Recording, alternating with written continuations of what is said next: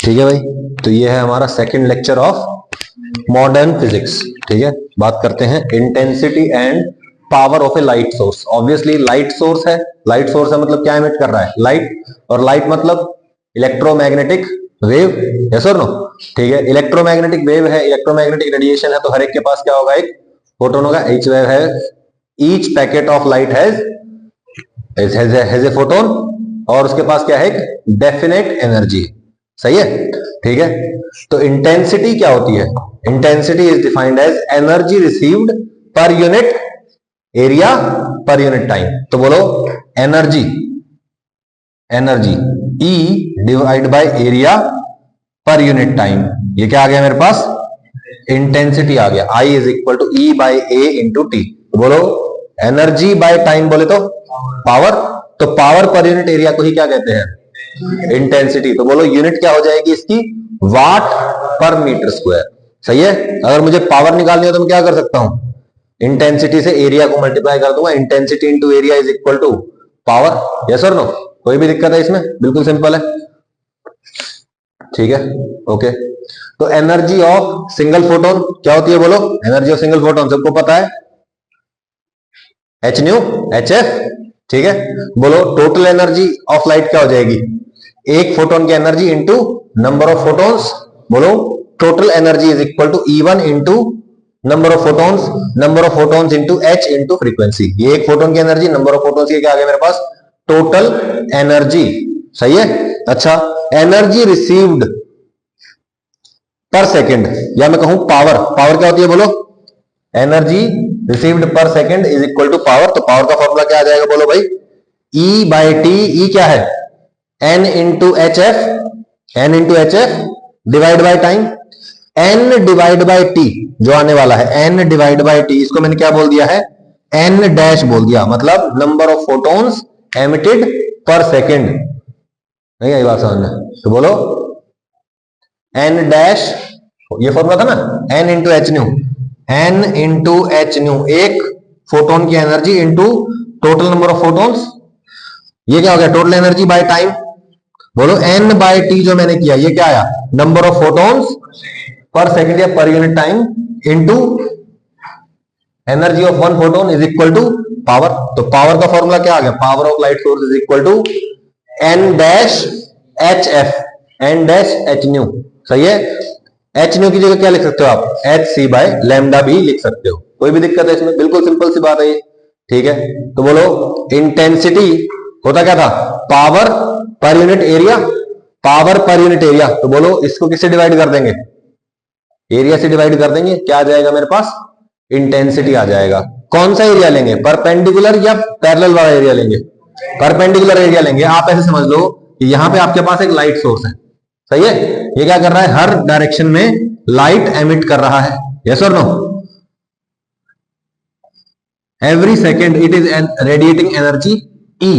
तो बोलो अगर मैं यहां पे एक स्फेरिकल सरफेस मान लू, हर डायरेक्शन में लाइट जा रही है ना इससे, तो अगर एक स्फेरिकल सरफेस है, तो बोलो ये स्फेरिकल सरफेस कितनी एनर्जी रिसीव करेगा पर सेकेंड, जितनी ये रेडिएट करेगा। भाई जितनी भी यहां से भी एनर्जी निकल रही है पर सेकेंड, हर सेकेंड सारी की सारी यहां पे गिर रही है। अब मुझे बताओ, अगर जो लाइट रेज है वो ऐसे ट्रेवल कर रही है, ऐसे ऐसे ट्रेवल कर रही है, तो बोलो जो एनर्जी फॉल हो रही है वो, लेट्स से फॉर यहाँ पे एक एग्जांपल मैंने यहाँ पे क्या लिया है, एक 1 मीटर स्क्वायर का एरिया ले लिया है, यस और नो। बोलो अब यहाँ पे जो एरिया है, ये सारा का सारा एरिया इसके क्या है, परपेंडिकुलर है, यस और नो। अगर मैं कहूं कि आपके पास ग्राउंड है, सुबह के टाइम लाइट रेज ऐसे गिरती है, यस और नो, दोपहर के टाइम पे लाइट ऐसे गिरती है, और शाम के टाइम पे ऐसे ऐसे गिरती है, यस और नो। तो बताओ सबसे ज्यादा इंटेंसिटी आपको कब मिल रही है ना, क्योंकि सूरज की गर्मी या सूरज का जो टेम्परेचर है वो तो ड्रास्टिकली चेंज हो नहीं रहा है सुबह और शाम के टाइम पे। सूरज तो उतनी एनर्जी दे रहा है ना पर सेकंड अर्थ को, लेकिन दोपहर के टाइम पे क्या हो रहा है, सारी की सारी एनर्जी सरफेस के परपेंडिकुलर है, इसलिए हम क्या बोलते हैं कि धूप ज्यादा लग रही है, हमको गर्मी ज्यादा लग रही है, टेम्परेचर बहुत ज्यादा हो गया है, यस और नो। तो जो इंटेंसिटी है वो हम क्या लेंगे, पावर पर यूनिट एरिया। कौन से वाले area, area which is perpendicular to the electromagnetic radiation. जो इनकमिंग पावर है, जहां पे जिस सरफेस पे वो रिसीव हो रही है, उसका कौन सा वाला कंपोनेंट एरिया का, परपेंडिकुलर टू द रेडिएशन वाला कंपोनेंट लेंगे। कोई भी दिक्कत है इसमें? बिल्कुल सिंपल है। Intensity due to a point source of light at a distance R. Intensity due to a point source, एक पॉइंट सोर्स है, बोलो ये एक पॉइंट सोर्स है, इससे आर डिस्टेंस की दूरी पे कितनी इंटेंसिटी होगी लाइट की, वो हमको निकालना है। ऑब्वियसली ये तो मैंने आपको बता दिया कि लाइट सोर्स है ये, पर सेकंड कितनी एनर्जी दे रहा है, ई एनर्जी दे रहा है। तो बोलो ये सरफेस भी कितनी एनर्जी रिसीव कर रहा होगा पर सेकंड, ई, यानी कि कितनी पावर ये एमिट कर रहा है, लेट से ई बाय टी, या मैं कहूं पी पावर ये एमिट कर रहा है, और ये पूरा सरफेस कितनी रिसीव कर रहा है, पी पावर ही रिसीव कर रहा है। लेकिन क्या इंटेंसिटी कंटिन्यूस होगी सब है? नहीं। इमेजिन करिए कि एक सरफेस में ऐसा ले लेता हूं हाइपोथेटिकली, और एक सरफेस में उससे बड़े वाला ले लेता हूं, इंटेंसिटी कहां ज्यादा होगी, छोटे वाले पे ज्यादा होगी। अरे intensity is equal to power by area, area जिसका ज्यादा होगा उस पर इंटेंसिटी कम होगी। यस और नो? यही तो मैं कह रहा हूं, यहां पे एरिया कम है तो इंटेंसिटी ज्यादा है, एरिया ज्यादा होगा तो इंटेंसिटी क्या हो जाएगी, कम हो जाएगी। आप ये समझ लो कि आप धूप में खड़े हो, आपको कितनी गर्मी लग रही है, दैट इज इंटेंसिटी, कितनी तेज धूप लग रही है ना। दोपहर में आप धूप में निकलो, स्किन जल सकती है आपकी, लेकिन सुबह और शाम के टाइम पे नहीं जलेगी। समझ में आया ना? क्यों? क्योंकि intensity of light radiation falling on you is less in case of morning and evening, लेकिन हाई इंटेंसिटी होगी कब, आफ्टरनून में या नून में। ठीक है, कोई भी दिक्कत है? अब हम देख रहे हैं intensity due to point source R distance पे, आर डिस्टेंस पे कितनी इंटेंसिटी होगी। तो हमने यही वाला केस लेना है, ये देखते हैं।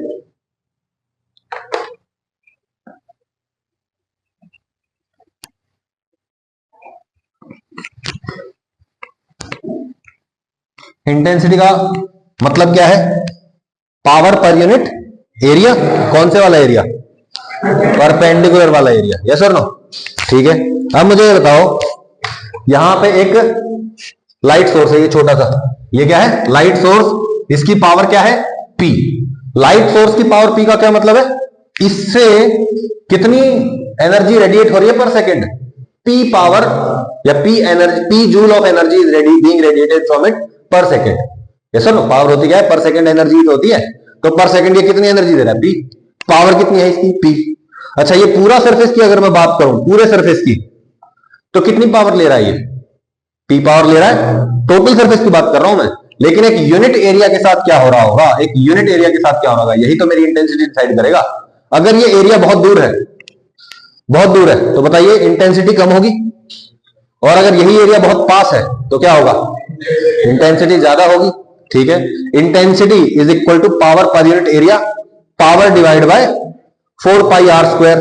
ठीक है, आर रेडियस का मैंने क्या लिया हुआ है, एक स्फीयर लिया हुआ है, स्फीयर ऑफ रेडियस आर, है ना। टोटल एरिया कितना है भाई, 4 पाई आर स्क्वायर। तो बोलिए intensity falling on this spherical surface is equal to, बोलो, power per unit area, area is 4 pi R square. ठीक है, this is the intensity on this complete sphere. ठीक है, अच्छा अब मुझे बताओ, total power being received by this is, total power being received by this P, है ना। इसको वैसे भी तो लिख सकता हूं, intensity I into pi R square. अरे भाई एरिया को इधर मल्टीप्लाई करो, power is equal to I into 4 pi R square. Yes और नो? अच्छा ये बताओ, अगर मैं यहां पे एक छोटा सा एरिया ले लूं जिसका एरिया है स्मॉल ए, इसके पास कितनी इंटेंसिटी होगी, सॉरी इसके, ये कितनी पावर रिसीव कर रहा होगा, power for this is equal to intensity of this surface into area of this, है ना। कितना होगा ये, स्मॉल ए, आई कितना है बोलो, P by 4 pi R square into A. तो बोलो P by 4 pi R square into A. कोई भी दिक्कत है इसमें? बिल्कुल सिंपल है। समझ में आया मैं क्या बोल रहा हूं? जितना दूर होगा उतनी इंटेंसिटी क्या हो जाएगी, जितना पास होगा उतनी इंटेंसिटी, जितना बड़ा ये एरिया लूंगा, जितना बड़ा ये एरिया लूंगा उतनी ज्यादा पावर या उतनी कम पावर। अरे ये एरिया ज्यादा है ना। अरे भाई पी डैश मतलब power received by this area is equal to, बोलो, पी इंटू इसका एरिया, जितना एरिया ज्यादा होगा इसका उतनी ही ज्यादा तो पावर होगी।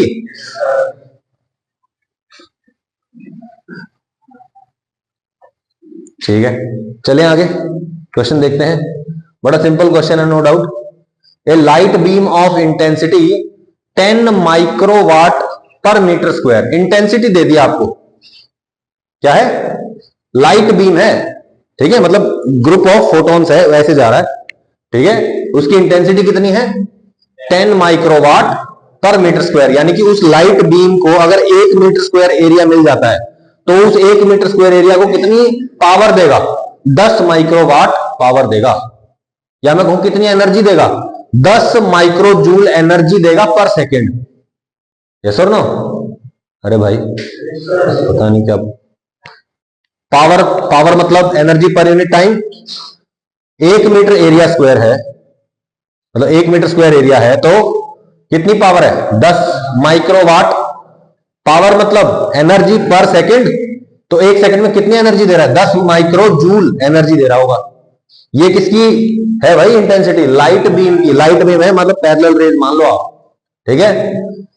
Is incident on a plate of area 1 centimetre square perpendicular to the plate if the wavelength of the light beam is इतना, find power received by the plate, number of photons incident on the plate per second. सोच के देखो, light beam दे दी, light beam की intensity दे दी। This light beam is incident on a plate of area 1 centimetre square perpendicular to the plate. Light beam आई, plate पे गिरी, प्लेट का एरिया इतना है और वो प्लेट के परपेंडिकुलर गिरी। समझ में आया? जैसे कि लाइट आई, लाइट बीम है इधर से, इस पे गिरी, इसका एरिया कितना है, 1 सेंटीमीटर स्क्वायर, सही है, और लाइट बीम इस सरफेस के परपेंडिकुलर गिरी यहाँ पे। इतनी बात क्लियर हो गई है, ठीक है। If the wavelength of light beam is 5000 angstrom, angstrom बोले तो 10 की पावर माइनस 10 मीटर, वेवलेंथ दे दी, सही है। Find power received by the plate. सबसे पहले क्या निकालना है, पावर रिसीव्ड, और दूसरा क्या निकालना है, number of photons incident on the plate पर सेकंड, ठीक है। बड़ा सिंपल क्वेश्चन है।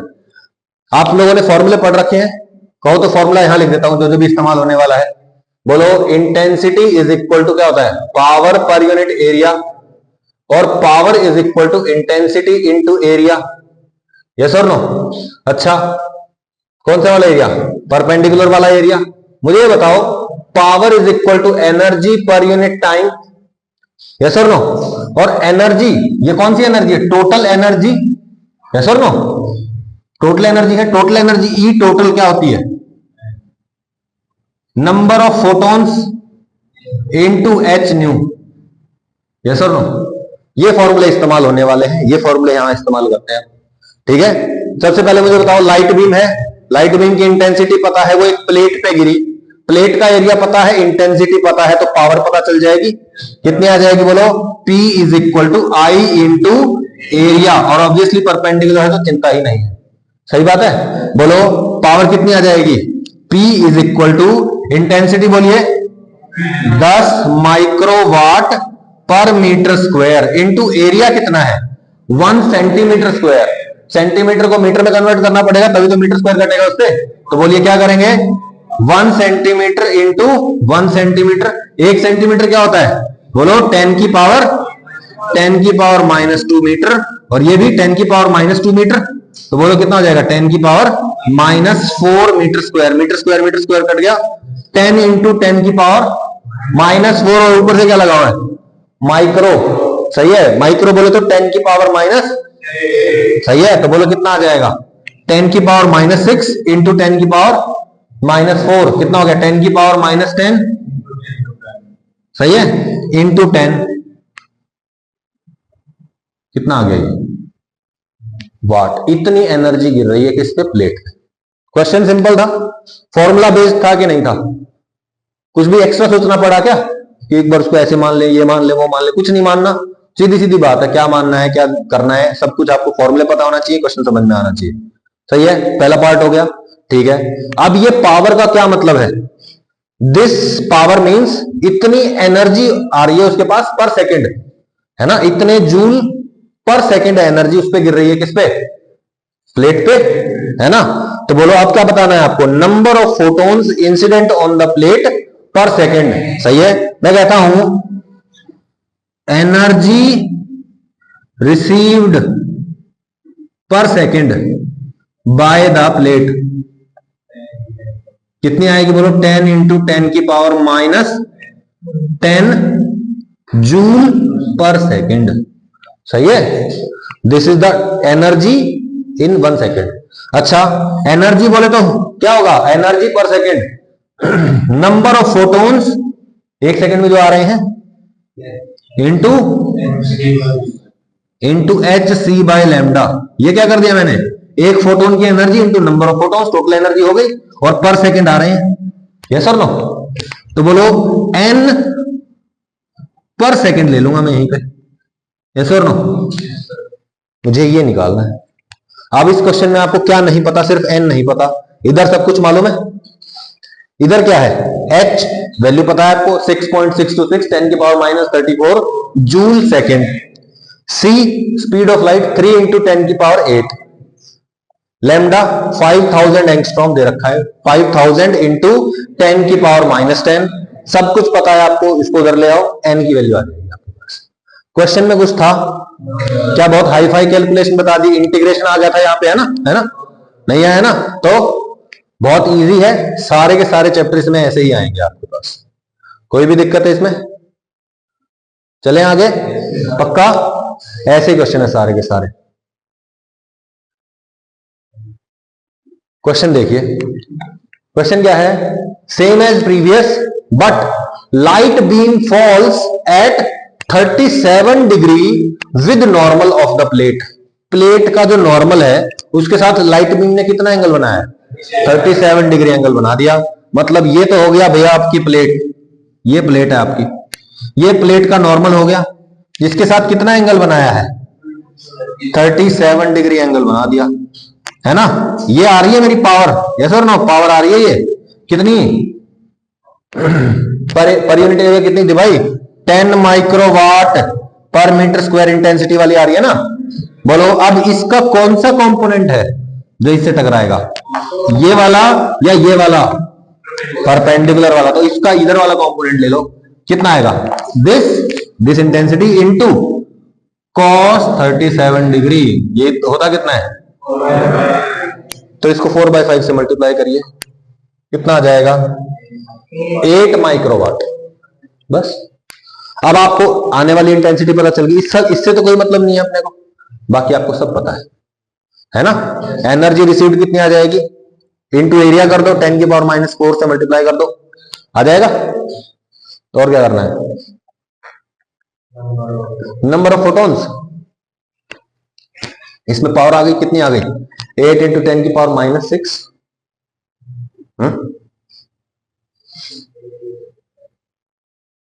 ये तो सिर्फ इंटेंसिटी है, एरिया कहां गया? एरिया भी तो आएगा ना, 10 की पावर माइनस 4 सेंटीमीटर स्क्वायर था भाई एरिया। ठीक है, कोई दिक्कत है भाई? ठीक है, तो ये 8 इंटू 10 की पावर माइनस 10 वाट आ जाएगा। ये आपके पास आ गया 1 सेकंड में गिरने वाली एनर्जी। 1 सेकंड की energy is equal to 1 second के photons into energy of each photon. Wavelength आपको पता है, सी पता है, एच पता है, 1 सेकंड की पावर पता है, तो 1 सेकंड में गिरने वाले फोटॉन्स आ जाएंगे। कर लोगे? पक्का? सॉल्व करना है इसको, ठीक है? ऐसा नहीं कि यहां जो दे रखा है बस उसी को सॉल्व करना, खुद से सॉल्व करो। ठीक है, कर सकते हो आप, कोई बहुत हाई फाई चीज नहीं है इसके अंदर। ठीक है, फ्री के नंबर है, पहले ही बता दिया है मैंने, फिर मत कहना कि सर आपने बताया नहीं। मिटा दो ये सब।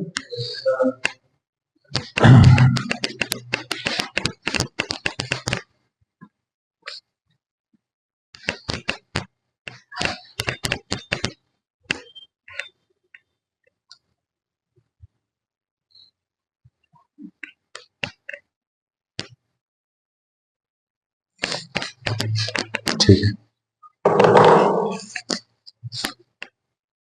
हाँ भाई, a point source of light,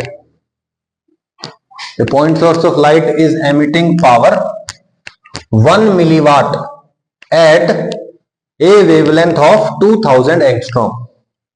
ठीक है, आपके पास क्या है? पॉइंट सोर्स ऑफ लाइट है, कितनी पावर का है? 1 milliwatt, है ना? 1 milliwatt पावर मतलब 1 सेकंड में 1 मिलीजूल एनर्जी वो दे रहा है। ठीक है ना? ठीक है, एट ए वेवलेंथ, वेवलेंथ दे दी हर एक फोटोन की कितनी? 2000 एंगस्ट्रॉम, यानी कि 2000 इंटू 10 की पावर -10, ठीक है। If a plate of area 1 centimetre square, एक प्लेट है जिसका area 1 centimetre square, is placed perpendicular to the light beam, इस लाइट बीम के परपेंडिकुलर क्या कर दिया, एक प्लेट रख दी जिसका एरिया 1 सेंटीमीटर स्क्वायर है, beam, then find out number of photons received by this plate per second, given that distance of this plate is 1/√π metre from the light source, also find frequency of this light beam, speed of this light beam, momentum of this light beam, intensity of this light source at a distance of 1 metre. अच्छा, और भी है क्या part? ठीक, इतना ही है। Question समझ में आया? सही है। सबसे पहले तो पार्ट वाइज देखते हैं। आपको क्या दे रखा है? लैम्डा दे रखा है, बोलो। F is equal to C by lambda, lambda दे दिया, F आ जाएगा, C तो पता ही है। सही है। लैम्डा कितना है बोलो? 3 इंटू 10 की पावर 8 और डिवाइड बाय 2000 इंटू 10 की पावर -10, ठीक है। बोलो, सॉल्व कर लेते हैं इसको। ये हो गया 10 की पावर 5 और ये 10 की पावर 15, ये 1.5 इंटू 10 की पावर 15 हर्ट्ज, ठीक है ना, हर्ट्ज आ गया, ऐसा यूनिट में आ गया, ठीक है भैया। फिर पूछ रहा है speed of this light beam, light beam की सबकी स्पीड क्या होती है? स्पीड ऑफ लाइट के बराबर 3 इंटू 10 की power 8। Momentum of this light beam, momentum का फॉर्मूला बताइए। सही है। सॉरी,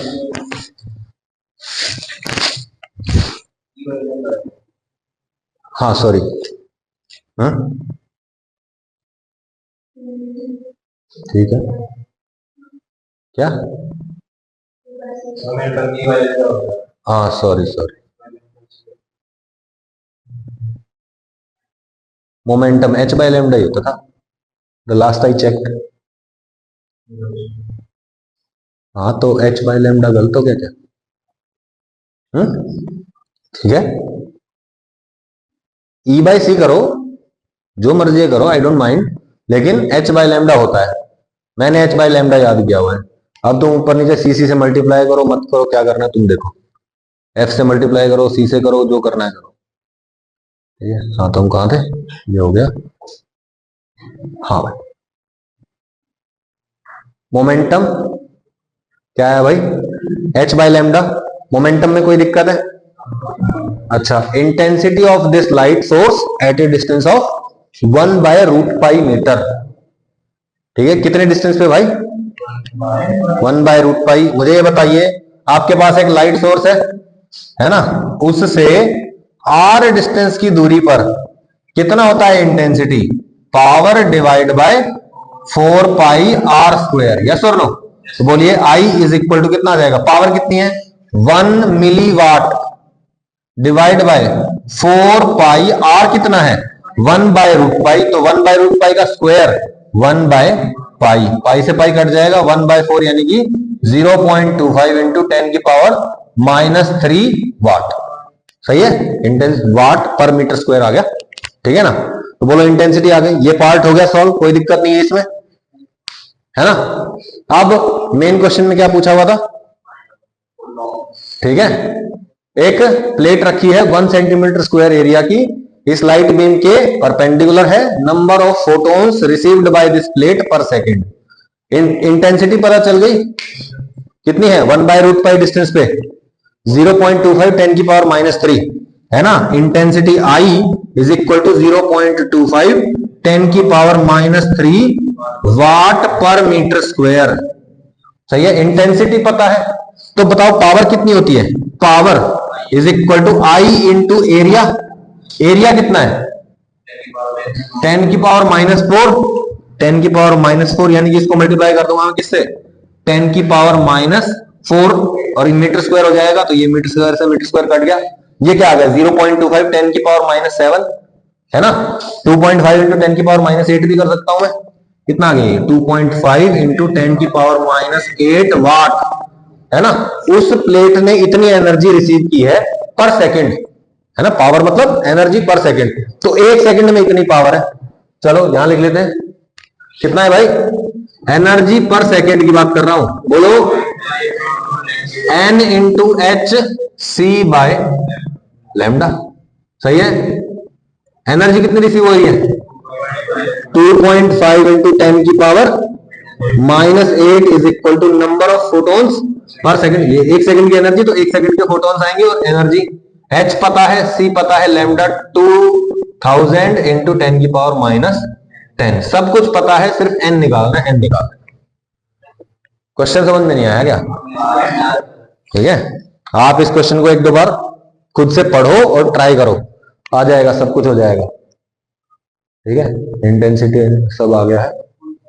अब आते हैं बड़े ही अच्छे टॉपिक पे, बड़ा ही आसान टॉपिक है, फ्री के नंबर है हर जगह, ठीक है ना, सिर्फ याद करना है, सब कुछ सॉल्व कर लेंगे आप, कुछ भी नहीं बचेगा, ठीक है ना। आज तक ऐसा कोई क्वेश्चन नहीं आया जो आपसे सॉल्व ना हो इस चैप्टर का, ठीक है। वेरी इंपॉर्टेंट चैप्टर, फ्री के नंबर है तो ऑब्वियसली इंपॉर्टेंट है ही। और ये बात ध्यान रहे कि अगर यहां आप नहीं कर पाते हो, यहां अगर मार खा ली तुम लोगों ने, फिर कुछ नहीं हो सकता, क्योंकि ये सबके सही होते हैं, ठीक है ना। 50% से ज्यादा बच्चे इस यूनिट के क्वेश्चन सही करके आते हैं, ठीक है ना। Photo electric effect, photo electric effect क्या होता है, जब लाइट बीम किसी मेटल सरफेस पे डाली जाती है तो क्या होता है, इलेक्ट्रॉन्स का एमिशन हो जाता है, इलेक्ट्रॉन्स उस सरफेस को छोड़ के भाग जाते हैं, टाटा बाय बाय कह देते हैं। इस इफेक्ट को ही कहते हैं फोटो इलेक्ट्रिक इफेक्ट। फोटो मतलब लाइट, इलेक्ट्रिक मतलब इलेक्ट्रॉन से रिलेटेड, और उसका कुछ हो रहा है तो उसका इफेक्ट, सही है। फोटो इलेक्ट्रिक एमिशन भी बोल देते हैं, फोटोन से इलेक्ट्रॉन्स का बाहर निकालना is called photo electric emission या फोटो इलेक्ट्रिक इफेक्ट बोल देते हैं, ठीक है। When light of sufficiently high frequency, क्या बोला, सफिशिएंटली हाई फ्रीक्वेंसी, या मैं कहूं सफिशिएंटली हाई फ्रीक्वेंसी, या मतलब कहूं लो वेवलेंथ, है ना, sufficiently low wavelength is incident on A metal surface. एक मेटल सरफेस पे जब क्या होता है, एक लाइट सोर्स से लाइट डाली जाती है, उस लाइट सोर्स से जिसकी फ्रीक्वेंसी क्या है, सफिशिएंटली हाई है, या फिर जिसकी वेवलेंथ सफिशिएंटली लो है, या मैं कहूं हर एक फोटोन की एनर्जी एक गिवन लेवल से ज्यादा है, हर एक फोटोन की एनर्जी क्या है, एक गिवन लेवल से ज्यादा है, तब क्या होता है, electrons are ejected from the metal. Electrons are ejected from the metal मतलब इलेक्ट्रॉन्स उस मेटल से बाहर निकल जाते हैं, ठीक है। This phenomenon is called photo electric effect. इस फिनोमिनन को क्या कहते हैं, photo electric effect. The electrons ejected from the metal are called photo electrons. Photons के कारण वो इलेक्ट्रॉन्स निकल रहे हैं, इसलिए उन इलेक्ट्रॉन्स को क्या कहते हैं, फोटो इलेक्ट्रॉन्स कहते हैं। The energy carried bye each photon is incident, and when photons strike the metal surface they can eject the electrons which can constitute a current called photocurrent। ठीक है, क्या बोल रहा है ये, इस स्टेटमेंट को पढ़ेंगे दोबारा, देखो, the energy carried by each photon, हर एक फोटोन के पास एनर्जी है। फॉर एग्जांपल ये प्रोजेक्टर है हमारा, यहां से लाइट आ रही है, इस मेटल सरफेस मान लीजिए इसको, इससे टकरा रही है, ठीक है। इस लाइट सोर्स में क्या है, फोटॉन्स हैं, ये फोटॉन्स के पास एनर्जी है, वो आते हैं एनर्जी के साथ इस सरफेस पे, जो इस सरफेस के अंदर या इस मेटल के पास जो इलेक्ट्रॉन्स है उनसे टकराते हैं, अपनी एनर्जी उसको दे देते हैं, और उनके पास इतनी एनर्जी आती है कि वो अपने न्यूक्लियस को छोड़ के, अपने एटम को छोड़ के इस सरफेस से बाहर निकल जाते हैं। समझ में आया, तो क्या बोला, the energy carried by each photon is incident, ठीक है। हर एक फोटोन से जो आ रही है एनर्जी वो इंसिडेंट होती है, किससे टकराते हैं वो फोटोन्स, इलेक्ट्रॉन से टकराते हैं। And when photons strike the metal surface, अब जब ये फोटॉन्स किससे टकराते हैं, मेटल सरफेस से टकराते हैं, दे इजेक्ट द इलेक्ट्रॉन्स, वो इलेक्ट्रॉन्स को बाहर निकाल देते हैं, which can constitute A current, ठीक है, जो क्या कर सकते हैं, एक करंट पैदा कर सकते हैं। ऑब्वियसली इलेक्ट्रॉन्स निकल के भाग रहे हैं एक पर्टिकुलर डायरेक्शन में, मान लो यहां पे इलेक्ट्रॉन फोटोन्स टकराए, इलेक्ट्रॉन निकल के भाग गए, अब बहुत सारे इलेक्ट्रॉन्स अगर यहां से निकल के जा रहे हैं, तो बोलिए इलेक्ट्रॉन्स का फ्लो हो रहा है, मतलब चार्ज का फ्लो हो रहा है, मतलब करंट हो गया, और करंट को ही क्या बोल देते हैं, फोटो करंट बोल देते हैं। इसी करंट को क्या बोलते हैं, फोटो करंट। फोटो इलेक्ट्रॉन्स के कारण जो करंट आए उसको क्या बोलेंगे, फोटो करंट बोल देंगे। नहीं आई बात समझ में आई बात, बिल्कुल सिंपल है ये तो, ठीक है। तो अब देखते हैं वर्क फंक्शन एक क्या चीज होती है। मुझे बताओ, क्या हर एक फोटोन किसी न किसी इलेक्ट्रॉन को निकाल देगा क्या, नहीं, कोई जरूरी नहीं है। क्यों भाई? क्योंकि जो इलेक्ट्रॉन्स हैं they are bound to the nucleus of the atom, सही है ना? जो न्यूक्लियस है वो क्या कर रहा है? पॉजिटिवली चार्ज है, इलेक्ट्रॉन्स को अपने पास अट्रैक्ट करके रखता है, यस और नो? तो बताओ, अगर एक बहुत ही कम एनर्जी का फोटोन आया और इलेक्ट्रॉन से टकराया तो क्या वो इलेक्ट्रॉन छोड़ के भाग जाएगा? नहीं। तो बोलो, एक फोटोन इलेक्ट्रॉन को निकाल सके इसके लिए उसके पास क्या होनी चाहिए? एक मिनिमम अमाउंट ऑफ एनर्जी होनी चाहिए। क्या होनी चाहिए? एक मिनिमम अमाउंट ऑफ एनर्जी होनी चाहिए। उस मिनिमम अमाउंट ऑफ एनर्जी को कहते हैं वर्क फंक्शन। क्या कहते हैं उसको? Work function. There are a large number of free electrons in a metal. एक मेटल के अंदर क्या होता है? बहुत सारे फ्री इलेक्ट्रॉन्स होते हैं which move randomly throughout the metal, जो मेटल के अंदर घूमते रहते हैं। These electrons are not free to leave the surface of the metal. ये इलेक्ट्रॉन्स जो है ये मेटल सरफेस को छोड़ के जाने के लिए इजाजत नहीं होती इनको, ठीक है ना? बाहर जाने की अलाउड नहीं है। हाँ, घूम सकते हैं मेटल सरफेस के अंदर, मेटल के अंदर घूम सकते हैं, लेकिन क्या छोड़ के जा सकते हैं बिना परमिशन के? नहीं। बिना एनर्जी के बाहर जा सकते हैं क्या? नहीं, ठीक है। Metal, the minimum energy required by photons, minimum energy जो किसके द्वारा चाहिए? फोटॉन्स के द्वारा, for the electron to be ejected from the metal is called work function और थ्रेशोल्ड एनर्जी, या फिर इसको क्या बोल देते हैं? Threshold energy. जितनी मिनिमम एनर्जी फोटॉन्स को चाहिए इलेक्ट्रॉन्स को निकालने के लिए, जितनी मिनिमम एनर्जी चाहिए फोटॉन्स को इलेक्ट्रॉन्स निकालने के लिए, उसको क्या कहते हैं भाई? वर्क फंक्शन कहते हैं, या फिर क्या कह देते हैं? थ्रेशोल्ड एनर्जी कह देते हैं। क्या कह देते हैं? अंग्रेजी में क्या बोलेंगे? अंग्रेजी में क्या बोलेंगे? The minimum energy required by a photon to eject the electrons from a metal surface is called work function. The minimum energy required by photons to eject the from the is called, और सही है। अब फिर से बोलोगे, मैं पूछूंगा वो बता देगा, जो जिससे भी पूछूंगा कार्तिक बताएगा।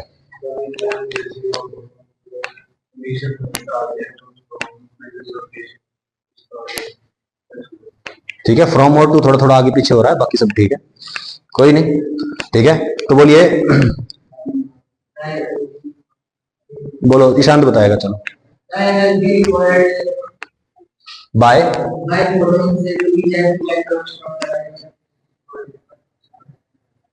ठीक है। सुजाता, मेरे से क्यों पूछ लिया? मेरा तो ध्यान नहीं। बताओ। The minimum energy required bye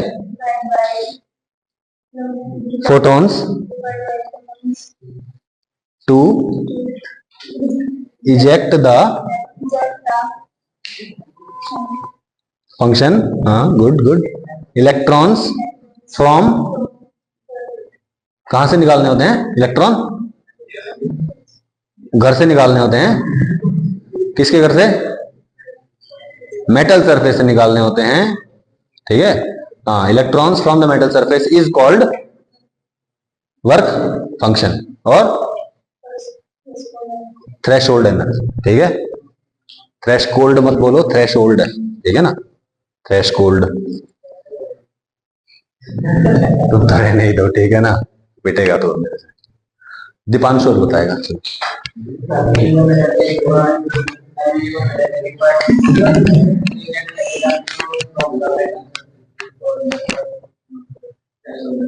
ठीक है, वेरी गुड, ठीक है।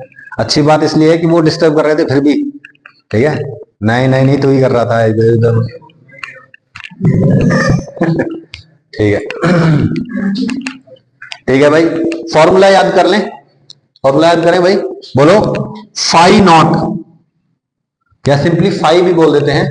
Work function is called phi naught, symbol है इसका phi naught is equal to h into nu naught, या फिर एच एफ नॉट भी बोल सकते हैं इसको। क्या बोल सकते हैं? बोलो, एच एफ नॉट, ठीक है। H into threshold frequency. बोलो, ये क्या बन गया? Total energy. कौन सी एनर्जी? थ्रेशोल्ड एनर्जी, जो चाहिए क्या करने के लिए? इलेक्ट्रॉन्स को निकालने के लिए, ठीक है, ठीक है। H f naught is equal to h c by lambda m, lambda m is equal to h c by lambda naught भी बोल सकते हो आप, इसको कोई दिक्कत नहीं। लैम्बडा एम बोलो या लैम्बडा नॉट बोलो। थ्रेशोल्ड वेवलेंथ क्या है? अच्छा TH है क्या ये? Sorry, lambda TH। हाँ, थ्रेशोल्ड, बात तो वही है, कोई दिक्कत नहीं। रिपीट करो क्या? पक्का आगे?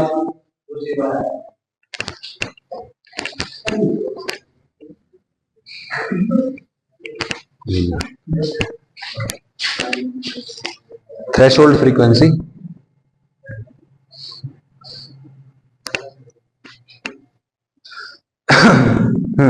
थ्रेशोल्ड फ्रीक्वेंसी बोलो क्या होता है? It is the minimum frequency which is required by the photons to eject the from the, सही है, क्या बोलेंगे उसको? Threshold frequency. ठीक है, न्यू नॉट बोल दो, न्यू TH बोल दो, या F नॉट FTH कुछ भी बोल सकते हो आप। ठीक है ना, FTH बोलो, frequency of threshold. It is the minimum frequency of photon required to eject the electron from metal surface. ठीक है ना। थ्रेशोल्ड वेवलेंथ बोलो, अगर फ्रीक्वेंसी मिनिमम है तो वेवलेंथ क्या होगा? क्योंकि वो इनवर्सली है ना, इनवर्स रिलेशन है उनका। तो बोलो, हम क्या बोलेंगे? Threshold wavelength is the maximum wavelength for which electron can be ejected from the metal surface. आपको बोल दे थ्रेशोल्ड वेवलेंथ जो है 5000 एंगस्ट्रॉम है, तो क्या 6000 वाला निकाल देगा? नहीं, उससे कम वाला निकालेगा। फ्रीक्वेंसी बोल दे कि 15 समथिंग हर्ट्ज है, 15 into 10 की पावर 15 हर्ट्ज है, इतनी फ्रीक्वेंसी होनी चाहिए निकालने के लिए, तो बोलो 14 वाला निकाल देगा क्या? 16 वाला? यस। ठीक है, वो मिनिमम है, फ्रीक्वेंसी के लिए मिनिमम है। इससे ज्यादा वाला निकाल देगा, इसके लिए मैक्सिमम है, इससे ज्यादा वाला नहीं निकाल पाएगा, इससे कम वाला। सही है, बिल्कुल कोई दिक्कत नहीं है। चलें आगे। ठीक है, अरे ठीक है, work function, threshold frequency, threshold wavelength are the property of metal surface. ठीक है, अलग अलग मेटल्स के लिए अलग अलग वर्क फंक्शन होगा। क्यों भाई? क्योंकि अलग अलग मेटल सरफेसेस हैं, या जो मेटल्स हैं वो इलेक्ट्रॉन्स को अलग अलग फोर्स के साथ बाउंड करके रखते हैं। सही है ना? तो अगर हर एक अलग अलग फोर्स से बाउंड करेगा तो इलेक्ट्रॉन निकालने के लिए सबके लिए अलग अलग फोर्स चाहिए होगी। यस और नो? और अगर एनर्जी अलग चाहिए तो फ्रीक्वेंसी भी सबके लिए अलग चाहिए। फ्रीक्वेंसी अलग है तो वेवलेंथ भी सबके लिए क्या है? अलग है। ठीक है, तो वर्क फंक्शन, थ्रेशोल्ड फ्रीक्वेंसी और थ्रेशोल्ड वेवलेंथ क्या है? किसकी प्रॉपर्टी है भाई? मेटल सरफेस की प्रॉपर्टी है। ओके, और किसी चीज की प्रॉपर्टी नहीं है। टाइप ऑफ मेटल चेंज करोगे तो ये चीजें भी चेंज हो जाएंगी। कॉपर के लिए अलग होगा, गोल्ड के लिए अलग होगा, सिल्वर के लिए अलग होगा, आयरन के लिए अलग होगा। ठीक है, if frequency is greater than threshold frequency then spontaneous emission of electrons will take place। अगर फ्रीक्वेंसी क्या है? थ्रेशोल्ड फ्रीक्वेंसी से ज्यादा है, मतलब इतनी कम से कम चाहिए, है ना, उससे ज्यादा फ्रीक्वेंसी दे दी। फ्रीक्वेंसी ज्यादा करना मतलब एनर्जी ज्यादा करना या कम करना? ज्यादा करना होता है। यस और नो? तो मैंने जितनी चाहिए उससे ज्यादा फ्रीक्वेंसी दे दी, जितनी चाहिए उससे ज्यादा एनर्जी दे दी, तो क्या होगा? इलेक्ट्रॉन्स अपने आप निकलना स्टार्ट हो जाएंगे, फोटॉन्स जाएंगे, इलेक्ट्रॉन्स निकलेंगे, पक्का निकलेंगे। ठीक है, will take place from the metal surface even if intensity is very low. Intensity बोले तो नंबर ऑफ फोटॉन्स अगर कम है, नंबर ऑफ फोटॉन्स अगर कम है तो भी इलेक्ट्रॉन्स निकलेंगे। क्यों भाई? इंटेंसिटी कम है, नंबर ऑफ फोटॉन्स कम है, लेकिन हर एक फोटोन की एनर्जी क्या है? ज्यादा है।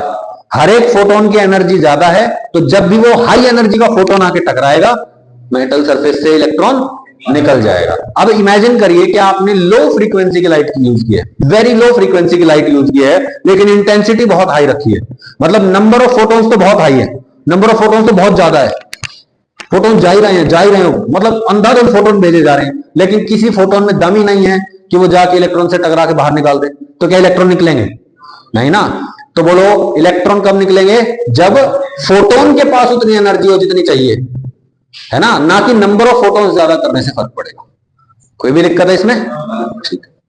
अच्छा, if nu is less than nu TH then the emission of electrons will not take place आएगा even if the intensity of incident light is high. ठीक है, यहां पे लिखेंगे if frequency is less than threshold frequency spontaneous emission of electrons will not take place. Not लगाना है यहां पे नॉट लगाना। ठीक है, not take place even if the intensity of incident light is very high।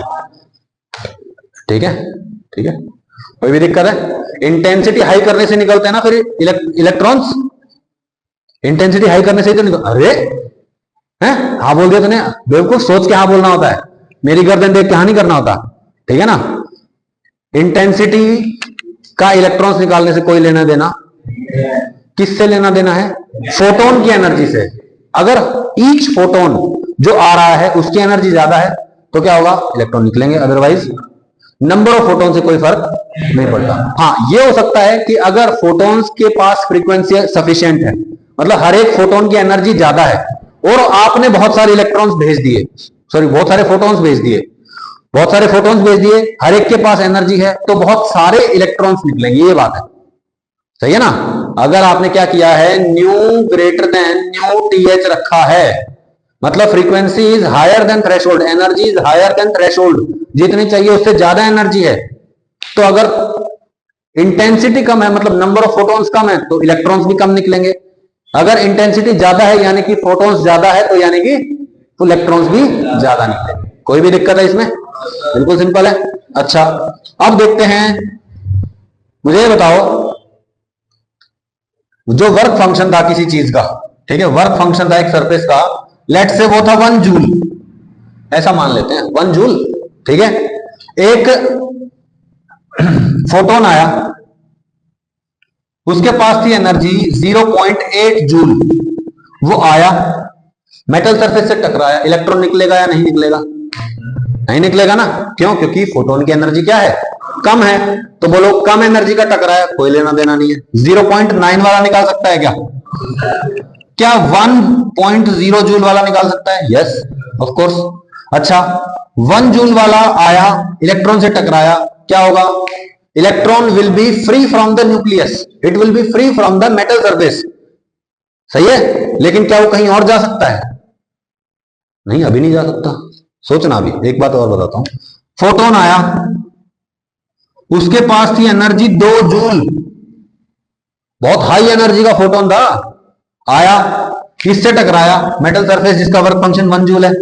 बोलो इसकी 1 जूल एनर्जी, इसकी 1 जूल एनर्जी तो गई इलेक्ट्रॉन को बाहर निकालने में, बची हुई 1 जूल कहां जाएगी?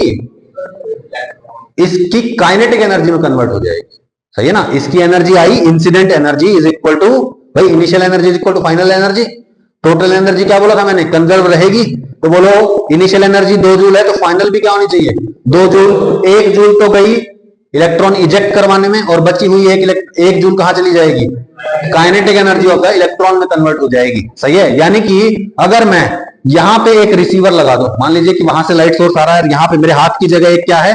रिसीवर है, मेरे हाथ की जगह रिसीवर है, वहां पे लाइट सोर्स है, इस पे आया लाइट बीम, थ्रेशोल्ड से ज्यादा फ्रीक्वेंसी थी, ठीक है, थ्रेशोल्ड के बराबर फ्रीक्वेंसी थी, टकराई इससे लाइट बीम, फोटोन टकराया, इलेक्ट्रॉन इससे इजेक्ट हो जाएगा, क्या मेरे हाथ पे पहुंच जाएगा? अगर मैं बहुत हाई फ्रीक्वेंसी की लाइट भेज दूं यहां पे, है ना, 2 जूल की एनर्जी वाला फोटोन भेज दिया, 1 जूल तो निकालने में रह गया, 1 जूल कहां चली गई? काइनेटिक एनर्जी, यानी कि सरफेस पे बैठा रहेगा या बाहर भाग जाएगा? बाहर भाग जाएगा, यानी कि कहां आ जाएगा? मेरे हाथ पे आके टकरा जाएगा, यानी कि मेरे पास इस पॉइंट पे रिसीव हो जाएगा कि हाँ भैया इलेक्ट्रॉन आ गए हैं मेरे पास। समझ में आया? सही है, कोई भी दिक्कत है इसमें? अब बात करते हैं maximum kinetic energy of photo electrons. नाम कौन है? Photo electrons. What are photo electrons? Photo electrons are those electrons which are emitted by photons. जो फोटॉन्स ने इलेक्ट्रॉन्स को घर से बाहर निकाला है, मेटल सरफेस से बाहर निकाला है, उनको क्या बोलते हैं? फोटो इलेक्ट्रॉन्स बोलते हैं। when nu is equal to nu th, when frequency of incident radiation is equal to threshold frequency of the surface, the energy of incident photon is just enough to eject the electron from the metal surface. कि जो incident photon है, आने वाला photon, जो गिरने वाला photon है, उसकी एनर्जी कितनी है? जस्ट इतनी है कि वो इलेक्ट्रॉन को निकाल सके। The ejected electron has no kinetic energy, उसके पास कोई भी काइनेटिक एनर्जी नहीं होगी, ठीक है। तो kinetic energy is equal to 0, ठीक है। When nu is greater than nu TH, जब frequency of incident radiation, frequency of photon is greater than threshold, frequency ज्यादा हो गई है किसके पास? फोटोन के पास, यानी कि उसके पास क्या है? अब हायर एनर्जी है। हायर एनर्जी है तो कुछ ना कुछ वो काइनेटिक एनर्जी भी दे सकता है, यस और नो? तो बोलिए the incident photon has very high energy when this photon strikes the electron, जब ये फोटोन इलेक्ट्रॉन से टकराएगा, it not only ejects the electron, ये केवल उसको बाहर नहीं निकालेगा, but it also gives some kinetic energy, ये उसको क्या दे देगा, काइनेटिक एनर्जी भी दे देगा। सही है, तो बोलिए incident energy is equal to total final energy, yes और नो। आने वाली एनर्जी कितनी है, h into F, initial incident photon की frequency, h into frequency h F is equal to incident energy, yes और no, is equal to work function जो निकालने में चली गई प्लस काइनेटिक एनर्जी में कन्वर्ट हो गई ना, यस और नो। तो बची हुई क्या आ गई, काइनेटिक एनर्जी में कन्वर्ट हो गई। बोलिए काइनेटिक एनर्जी ज्यादा से ज्यादा कितनी हो सकती है, दिस माइनस दिस हो सकती है। तो बोलिए maximum kinetic energy is equal to energy of photon minus work function, energy of photon minus work function. सही बात है, बोलिए तो h nu incident energy minus work function. बोलिए इसको मैं और क्या लिख सकता हूं, h c by lambda minus h c by lambda naught, h c common ले लूं क्या आ जाएगा, h c into 1 by lambda minus 1 by lambda not. Formula बहुत मुश्किल है ना, बहुत इजी है, याद कर लोगे सर, मेहरबानी होगी। ठीक है, फिर हमने ग्राफ बना के देखा इसका, काइनेटिक एनर्जी वर्सेस फ्रीक्वेंसी का, काइनेटिक एनर्जी वर्सेस फ्रीक्वेंसी का ग्राफ बना के देखा मैंने। काइनेटिक एनर्जी को डाला कहां पे, वाई एक्सिस पे, कहां पे डाला भाई, वाई एक्सिस पे मैंने डाला है काइनेटिक एनर्जी को, और एक्स एक्सिस पे मैंने किसको डाला है, फ्रीक्वेंसी को। तो बताइए जैसे जैसे मैं फ्रीक्वेंसी बढ़ाऊंगा काइनेटिक एनर्जी इंक्रीज होनी चाहिए, यस और नो। देखो इनिशियली जब मैंने फ्रीक्वेंसी बढ़ाई तो एक पॉइंट तक तो इलेक्ट्रॉन्स निकले ही नहीं भाई, बोलो जब तक मैं थ्रेशोल्ड के बराबर नहीं जाऊंगा, थ्रेशोल्ड के बराबर फ्रीक्वेंसी नहीं दूंगा, क्या इलेक्ट्रॉन्स निकलेंगे, और जब इलेक्ट्रॉन निकलेगा ही नहीं तो उसकी काइनेटिक एनर्जी कितनी रहेगी, जीरो रहेगी, यस और नो। एक पॉइंट के बाद जब इलेक्ट्रॉन निकलने लग गए, मैंने फ्रीक्वेंसी बढ़ाई तो क्या होगा, energy of the kinetic energy of the photo electron will also increase linearly, linear increase होगा, फॉर्मूला देख लेना, लीनियर इंक्रीज है, यस और नो। देख लीजिए ये देखो काइनेटिक एनर्जी है ना, kinetic energy, kinetic energy is directly proportional to frequency, yes और नो। इसको आप ऐसे ही बोल सकते हो, ये वाई एक्सिस पे प्लॉट किया गया है, ये चीज एक्स एक्सिस पे प्लॉट किया गया है, तो बोलिए y is equal to m x plus c, this is your y intercept, y intercept, और वो क्या है नेगेटिव, ऑब्वियसली इसलिए वो नीचे जा रहा है, यस और नो। और बताइए ये क्या है मेरा एक्स एक्सिस और ये क्या है कांस्टेंट। तो बोलो काइनेटिक एनर्जी, क्वेश्चन बना रहा हूं मैं अब, kinetic energy versus frequency curve for photo electric effect, kinetic energy versus frequency curve for photoelectric effect has a constant slope for all metal surfaces, true or false, true। क्यों भैया, क्योंकि slope किसके बराबर है, h के बराबर है, and h is a universal constant. सही है, तो क्वेश्चन ऐसा बन सकता है, okay okay. Some important values, h की वैल्यू बोलिए, 1 electron volt is equal to, बोलो कितने जूल, 1.6 10 की पावर माइनस 19 जूल। ठीक है, मैं आपको याद दिला देता हूं पोटेंशियल का फॉर्मूला, पोटेंशियल क्या होता था, 1 volt potential difference is equal to 1 joule work done in bringing 1 coulomb charge, yes और नो, यस और नो। तो बोलिए कूलम को इधर मल्टीप्लाई कर देंगे तो 1 coulomb into 1 volt is equal to 1 joule. तो 1 जूल की अनदर डेफिनेशन हो गई हमारे पास। 1 जूल की ओरिजिनल डेफिनेशन क्या थी, जब 1 न्यूटन फोर्स लगे 1 मीटर डिस्प्लेसमेंट हो जाए तो उसको क्या बोलेंगे, 1 जूल का वर्क हो गया, यस और नो। अब मैं कह रहा हूं 1 कूलम चार्ज को 1 वोल्ट के पोटेंशियल डिफरेंस को क्रॉस करवा दो, क्या हो जाएगा, 1 जूल वर्क डन हो जाएगा। नहीं आई बात समझ में, ठीक है। अब बोलो चार्ज को अगर मैं पोटेंशियल से मल्टीप्लाई कर दूं, चार्ज को पोटेंशियल से मल्टीप्लाई कर दूं तो जूल में आ जाएगा, यस और नो। चार्ज और पोटेंशियल ये तो सिर्फ यूनिट्स प्रोवाइड कर रहे हैं, मैग्नीट्यूड क्या है, मैग्नीट्यूड ऑफ चार्ज और मैग्नीट्यूड ऑफ पोटेंशियल। तो बोलिए 1 इलेक्ट्रॉन वोल्ट, इसका क्या मतलब है, ये तो न्यूमेरिकल वैल्यू है, 1 है, न्यूमेरिकल वैल्यू इज 1, और यूनिट कौन है, इलेक्ट्रॉन वोल्ट। अब मैं इलेक्ट्रॉन और वोल्ट को किसमें कन्वर्ट करना चाहता हूं, जूल में, तो क्यों ना मैं इलेक्ट्रॉन की वैल्यू उठा के रख दूं, चार्ज की वैल्यू उठा के रख देता हूं। बोलो 1 वोल्ट इंटू 1 इलेक्ट्रॉन चार्ज, ऐसा ही तो था। बोलिए 1 वोल्ट एज इट इज, और 1 इलेक्ट्रॉन की जगह क्या लिख दूंगा, 1.6 10 की पावर माइनस 19, और चार्ज क्या है, coulomb into volt, coulomb into volt क्या होता है, कूलम इंटू वोल्ट जूल, तो यहां पे डायरेक्टली लिख सकता हूं मैं क्या, जूल। सही है, तो बोलिए 1 इलेक्ट्रॉन वोल्ट से घबराएंगे ना, हर रोज कांपेंगे ना, क्या करेंगे, घबराओगे। 1 इलेक्ट्रॉन वोल्ट क्या है, कितना वर्क है, बस क्या करना है, चार्ज इंटू पोटेंशियल है, चार्ज इंटू पोटेंशियल क्या होता है, charge into potential is joule, charge into potential is joule. समझ में आई बात? तो बोलिए 1 इलेक्ट्रॉन वोल्ट कितना वर्क होता है, 1.6 10 की पावर माइनस 19 जूल। समझ में आया? कोई भी दिक्कत है इसमें? एच सी की वैल्यू भी याद कर लो, क्योंकि आपको बार बार देखने को मिल रहा है h c by lambda, h c by lambda. तो बोलो एच क्या होता है इतना, सी क्या होता है 10 की पावर 3 इंटू 10 की पावर 8। तो बोलिए क्या हो जाएगा 2 इंटू 10 की पावर माइनस 25 जूल मीटर। सही है, सी आ गया ना इधर, मीटर पर सेकंड, एक सेकंड से सेकंड कट जाएगा, मीटर मीटर बच जाएगा। ठीक है, अच्छा ये तो हो गया जूल मीटर में।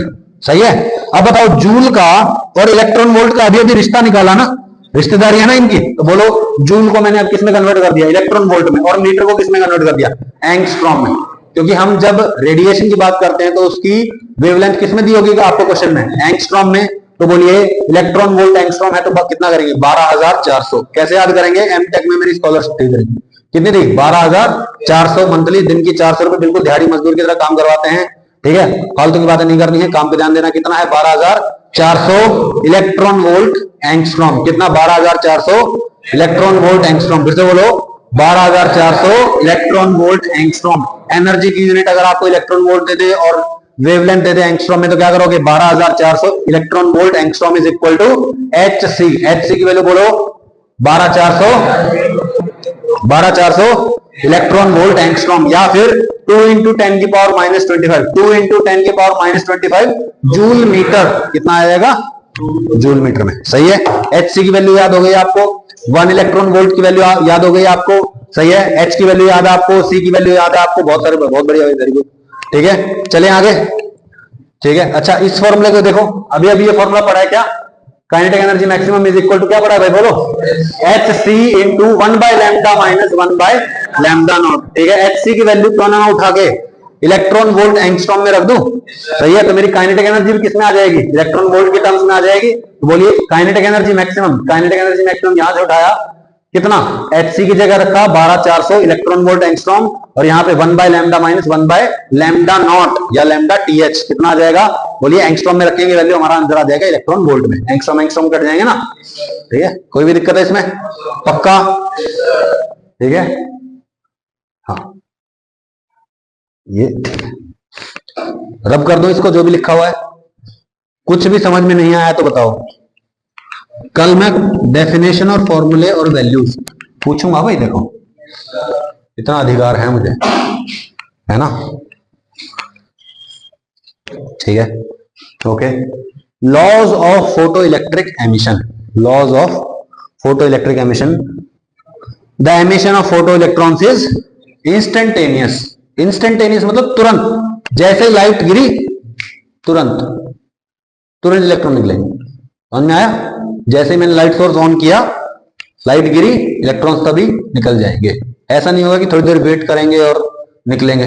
ठीक है, अच्छा, the number of photo electrons emitted per second is proportional to the incident number of photons. जितने ज्यादा फोटॉन्स इंसिडेंट होंगे उसी के प्रोपोर्शनल फोटो इलेक्ट्रॉन्स बाहर निकलेंगे। यस और नो? भाई मैंने 10 इलेक्ट्रॉन्स भेजे थे, क्या बोला, सॉरी 10 फोटोन भेजे थे, 5 इलेक्ट्रॉन्स निकल गए। 10 फोटॉन्स ने 5 इलेक्ट्रॉन्स को बाहर निकाल दिया, तो 20 फोटोन भेजूंगा तो कितने इलेक्ट्रॉन निकलेंगे। बस यही है प्रोपोर्शनलिटी, प्रोपोर्शनल है मतलब, समझ में आया ना, प्रोपोर्शनल। ठीक है, the number of photo electrons emitted is proportional to intensity of incident light. Incident light की इंटेंसिटी, इंटेंसिटी बोले तो नंबर ऑफ फोटॉन्स, तो जितने ज्यादा फोटॉन्स बढ़ेंगे इंसिडेंट, उतने ज्यादा इलेक्ट्रॉन्स भी बढ़ेंगे। सही है, ऑब्वियसली जो इंसिडेंट लाइट है उसकी फ्रीक्वेंसी क्या होनी चाहिए, फ्रीक्वेंसी ऑफ थ्रेशोल्ड से ज्यादा होनी चाहिए। ठीक है, the maximum velocity with which electron energy is emerge, emerge आएगा, एमर्ज। ठीक है, एमर्ज है। The maximum velocity with which electrons emerge is dependent only on the frequency and not on the intensity of incident light। बोलो अभी अभी पढ़ा था ना काइनेटिक एनर्जी मैक्सिमम का फॉर्मूला, क्या था भाई, H new minus H new not. बोलो क्या यहां पे कहीं पे भी इंटेंसिटी आ रहा है क्या राइट साइड में? तो बोलो काइनेटिक एनर्जी सिर्फ और सिर्फ फ्रीक्वेंसी पे डिपेंड करेगी। वर्क फंक्शन पे डिपेंड करेगी। ये पूरा का पूरा ही तो फाई है, यस और नो? बोलो काइनेटिक एनर्जी या मैं कहूं velocity of the electrons coming out या ejected electrons is equal to, is dependent only on the frequency and work function and not dependent on the intensity of light. ठीक है, number of electrons जो निकल रहे हैं वो intensity पे depend कर सकते हैं, लेकिन उनकी काइनेटिक एनर्जी जो है वो किस पे डिपेंड करेगी? सिर्फ और सिर्फ फ्रीक्वेंसी पे। ठीक है, फोटो एफिशिएंसी क्या होती है? Photo efficiency, it is the number of electrons emitted divided by number of photons incident. कि भैया कितने इलेक्ट्रॉन्स निकले डिवाइड बाय कितने फोटॉन्स आए। समझ में आया ना? मतलब 10 फोटॉन्स ने 5 इलेक्ट्रॉन्स निकाल दिए तो एफिशिएंसी 50% हो गई। सही है ना? 200 इलेक्ट्रॉन्स आए, 200 फोटॉन्स आए, 120 इलेक्ट्रॉन्स निकल गए, एफिशिएंसी कितनी हो गई? 60% हो गई, है ना? 120 डिवाइड बाय 200, जितने इलेक्ट्रॉन निकले डिवाइड बाय जितने फोटोन आए, क्या बोलते हैं उसको? Photo efficiency. फोटॉन्स के द्वारा इलेक्ट्रॉन्स को निकालने की एफिशिएंसी। सही है? It is represented by beta. किससे निकालते हैं इसको? बीटा। फॉर्मूला बोलो, beta is equal two electrons, number of photo electrons divide by number of photons into 100। सही है? फोटो करंट, फोटो करंट क्या होगा भैया? जो फोटो इलेक्ट्रॉन्स हैं उनके कारण आने वाला करंट, फोटॉन्स कितने जो इलेक्ट्रॉन्स निकाले हैं, फोटो इलेक्ट्रॉन्स, उनके कारण आने वाला current is called photo current. Photo current बोले तो photo electrons emitted divide by time. सही है ना? नंबर ऑफ इलेक्ट्रॉन्स एमिटेड पर second into charge of each electron. Obviously current चाहिए ना हमको, तो नंबर ऑफ इलेक्ट्रॉन्स पर सेकेंड मतलब into charge of each electron, number of electrons into charge of electron पर सेकेंड। बोलो total charge divide by time, यही तो होता है। सही है? कोई भी दिक्कत? Experimental setup of photo electric effect. हाँ, ये हम कल कर सकते हैं। Yes obviously.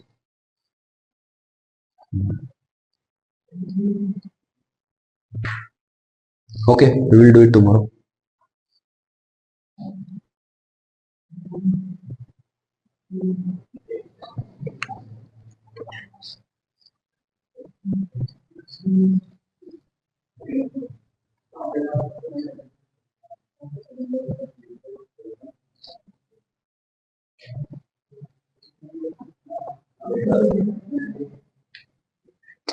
ठीक है, we will do the rest tomorrow.